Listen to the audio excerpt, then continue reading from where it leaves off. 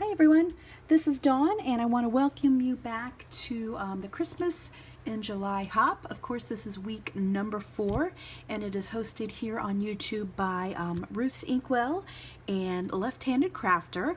And of course there are a number of others that are hopping along, and of course the links to their channels will be in the description box below. And this week our theme is Santa, and I have made 3 different cards to share this week and a number of tags. So the first card that I want to share is this kind of vintage looking Santa card. This stamp is actually available at Hobby Lobby, and I used Stampin' Up! Cherry Cobbler ink and cardstock, but of course any reddish color would do, or any color that you would like to do if you wanted to recreate something like this. So again, this is actually a very simple card concept. So if you had a stamped image or sticker or wanted to create something like this, you certainly could. So let me show you the layers here. I've used actually a cream off-white colored cardstock for this card. So this is my card base cut to an A2 size. My card front was also cut to the A2 size, and I used a scalloped border punch just to trim down the top and the bottom. I used an embossing folder with this poinsettia design on it, and you could use any embossing folder or another piece of patterned paper, whatever you have, and then you could use any kind of stamped image or sticker in this rectangle area, and of course layered with the same color red cardstock. And then I of course have used the Distress ink in the tie-dye, tea-dye, and I have sponged that of course on all of the edges. And then I just simply added some ribbon and a button. So again, this is actually very simple. It's got a lot of layers to it, but very simple to do. And then I added some stickles in the crystal color, and actually the stickles reacted with the ink a little bit, so it created these little bit of darker red areas, which gave a nice little pop, which was a little bit of a happy accident to this card. And then in the inside I have finished it off with a punch with the snowflake. I've added a little bit of shimmer pen to that snowflake. I've simply stamped a Merry Christmas, done a little bit more of that tea dye sponging inside, and then I've used this little stamp as my hallmark. I've actually got a little bit of red smudges around, but kind of adds to the vintage feeling. I wasn't too worried about that.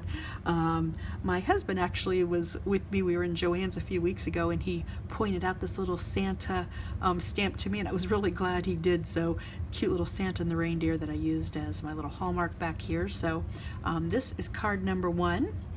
The second card, this is the piece of cardstock that I've layered here is like this vintage mail, probably from an older Hobby Lobby pad. This is actually a retired Santa image from Stampin' Up, but he has so much detail, so I simply stamped him in red ink, and I sponged a little bit more of that tea dye stain around him, and then just to give him a little bit more pop, I layered him onto another piece of the red cardstock and just trimmed very close. So I just layered him up, so it just gives him a little bit more interest on top of this busier paper.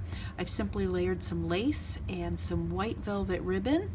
Again, I used my snowflake punch, and then I've layered a snowflake sticker on top. I've used these red flat back pearls, and that is really all there is to the front of this. In the inside I've used some gold glitter washi, again another snowflake, that's been punched out, and the sentiment, may all the blessings of Christmas be yours. And then I finished off with my hand stamped with that little snowman image that I have shared before. So that is my second card. The third card, Santa likes milk and cookies. So this is an idea that I really wanted to figure out how to do this week. Been thinking about it. So what I used is I have this stamp and die image, and what I did is I stamped the jar on a piece of vellum, and then I die cut it out, and then I just used the die cut for some white cardstock, and then the white cardstock I just trimmed it down to where I wanted my milk level to be, and then just adhered the two together. I used a piece of red and white striped paper that I just trimmed down to 1/4 of an inch to make my straw, and I added a little bit of shimmer pen to it. I don't know that you can see that here. I have a little bit of a little bitty gingerbread die, and so I just used some white gel pen for their little faces and the frosting. I've added a little bit of glitter pen to their hands and feet, some stickles for their buttons. I used some twine, and of course I've stamped Mary here on this little tag punch that I have. I did cut a little bit of a slit here in the fold of the card so my twine would wrap around, and then I've got another little gingerbread image here, a sentiment, and then I have finished off the back again with this hand stamped by. So that is my milk and cookies for Santa. And then I've created a few tags. Santa is going to come and fill your stocking. So this is a punch that I've had for a while, and you might even be able to hand cut out a stocking. But I just used red and green paper. The size of this tag is ATC size, which is 2.5 by 3.5 inches. I stamped Season's Greetings, and of course I used some more of that tea dye ink.